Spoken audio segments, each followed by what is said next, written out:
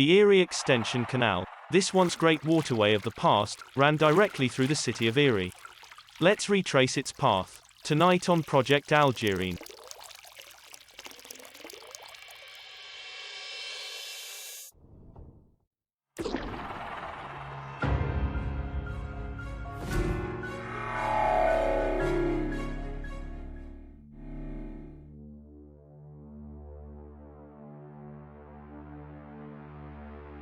In 1831, the state of Pennsylvania set out to construct the Erie Extension Canal. The canal would allow for shipping and passenger service from Lake Erie to the Ohio River, just outside of Pittsburgh. By 1843, the last leg of the canal construction was taken over by the Erie Canal Company, which was owned by local businessmen Daniel Dobbins and Rufus Reed. The pair convinced the state to sell them the entire canal for the sum of $4 million. And the canal was brought into the city, and then terminated in a large basin in Presque Isle Bay. It was no coincidence that the docks bordering this basin were each owned by Daniel Dobbins and Rufus Reed. They both stood to profit heavily from the use of the canal. The West Basin, selected for the northern terminus of the canal, was already slightly historic. Some of the ships used in battle during the War of 1812 were made right here. This area quickly became the heart of Erie's shipping community. Goods would be brought into the bay by steamships and offloaded on the docks. The goods would then be loaded onto packet boats, specially made boats for the canal, and then sent upstream.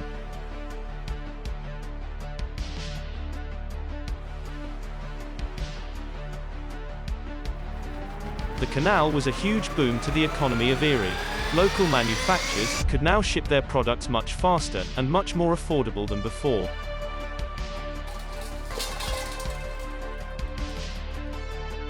The canal opened for business on December 5, 1844. The very first packet boat to reach the Erie Basin brought 26 tons of coal. They originally had a hard time selling it, because most of Erie's furnaces were still burning wood at the time. They eventually found a buyer for the coal at $2 per ton.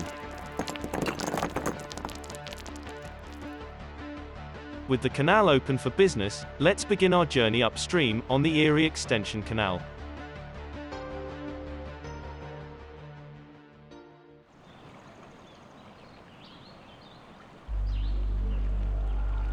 Our journey begins at the northern terminus of the canal. Originally, the canal was constructed over a small stream that previously existed in this area, named Lee's Run. This is where we would experience our first series of canal locks. Locks are used to raise and lower the packet boats along the canal. This allows the canal to overcome large changes in elevation, such as the bluff seen here.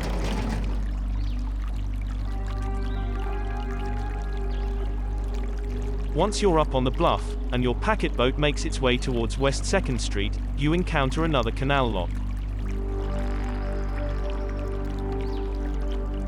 Today, the location of that exact canal lock is a simple sidewalk. We turn around one last time to look at the bay, before heading off into the unknown. This canal was a very impressive engineering marvel, even by today's standards. With 137 locks, lifting packet boats over 977 feet in total elevation, over a course of 136 miles. As we move through the canal, between West 2nd and 3rd Street, we come across Oscar Thayer's factory that produced what was known as stoneware.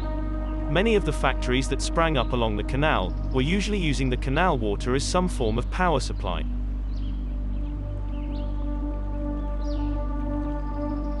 Immediately after Oscar Thayer's factory, we enter another canal lock, just before passing under our first bridge on West 3rd Street. While we float on, between West 3rd and 4th Street, we can see the Bates and Foster building. They repaired and sold canal boats. The intersection at 4th and Sassafras takes the canal in a new direction. The canal breaks sharp to the right.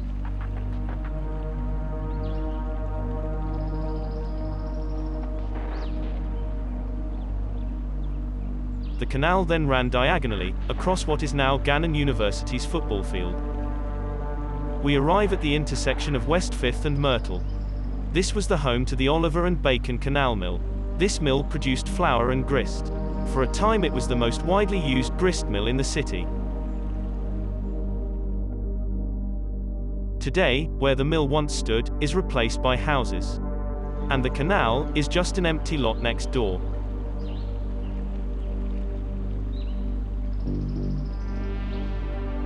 As our packet boat crosses under the bridge at West 6th Street, just west of Myrtle, the canal makes a slight turn to the southwest. We wouldn't see the large and expansive homes that we see today. We would have seen a barrel factory and a coal lot that was owned by William Todd. It's at this point that the canal reaches one of its most interesting sections. The canal widens and splits off into a small fork. The lock that sits where 7th Street is now today was known as the Waylock Station.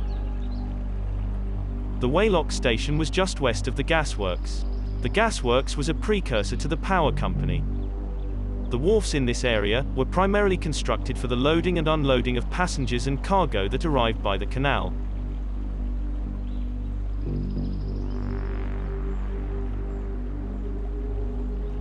You are looking at the main passenger terminus for the Erie Extension Canal. Thousands of early immigrants, making their way west, went through this exact spot. Today, this area looks absolutely nothing like it did in the past. You wouldn't even know that such a large water transit system ever existed here. It took some digging, but our researchers were able to locate an old warehouse from the canal days still standing. It has long since been converted into a private residence. The canal ran just past this building to its south.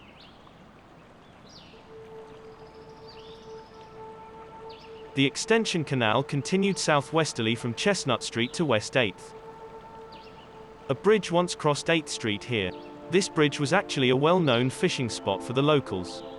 The bridge needed to be made higher than the roadway, to give space for the mule teams towing the packet boats underneath. After leaving the bridge on West 8th, we moved diagonally from 8th Street to 9th, stopping halfway through the block. This area was known as Glover's Lock. Glover's was a grocery store that was popular with the boatmen and passengers of the canal. Books describe this place as odorous with coal, codfish, and ship chandlery, which at times was modified by the smell of rotting cabbage, due to lack of cold storage.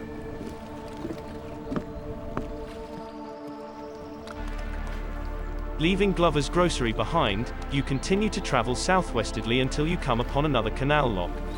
The lock was located directly behind this home on the corner of West 10th and Walnut Street.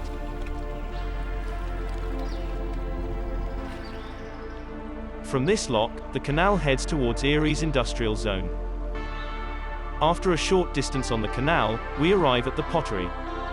The pottery was located along the canal just below 12th Street, and was famous for its manufacture of brown earthenware. The canal then crossed what was now West 12th Street, just east of the Liberty Street intersection, and continued southwestwardly across what are now a set of railroad tracks. You can make out the outline of what used to be the Burgers Shipyard building in the top left, which did business along the canal. When the canal closed, there was no need for a shipyard in the middle of a city. So, the shipyard closed. Immediately after Burgers Shipyard, the canal passes through the forge area. This is where the city of Erie planted its industrial roots. Starting with a small shack, the forge grew immensely over the next 100 or so years, to eventually encompass several blocks. The forge was massive, and consisted of thousands of acres. Other industries in the area sprang up to support the ever-growing forge. The canal wormed its way through the forge, following a path that would eventually be replaced by rail lines. Remnants of the canal lock at the forge may still exist underground today, as the forge was notorious for building over top of itself for many years.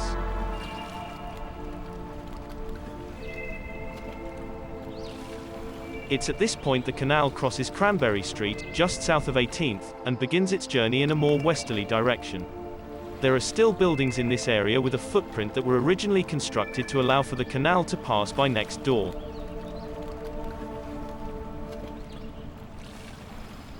The canal meandered along what is now the railroad tracks for quite some distance, passing again behind part of the old forge property.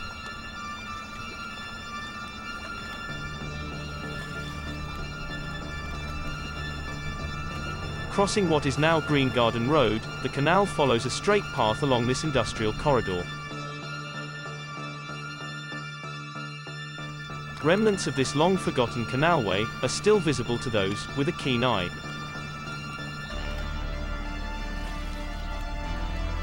As the canal approaches Pittsburgh Avenue, it begins to veer a little to the south and cuts diagonally through the area.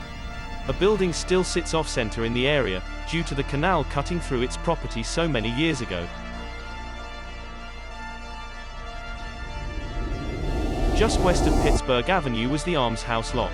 This is the last canal lock on our journey from the bay, and it sits just outside the city limits. The Arms House Lock was bordered by the Arms House Fishing Pond to its north. The Arms House Lock and adjacent pond were fed by the west branch of Cascade Creek. After the canal closed in 1871, the Arms House Lock was abandoned.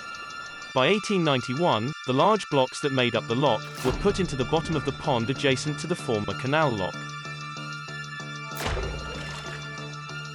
Today, the pond has dried up, and the old Arms House Lock is now an area used for dumping refuse. There is no doubt that some of the remains from the old Arms House Canal Lock are still buried in that old dried-up pond. The property was recently acquired by Amazon, the online shopping giant, and is slated to become a future distribution center. The wheels of progress.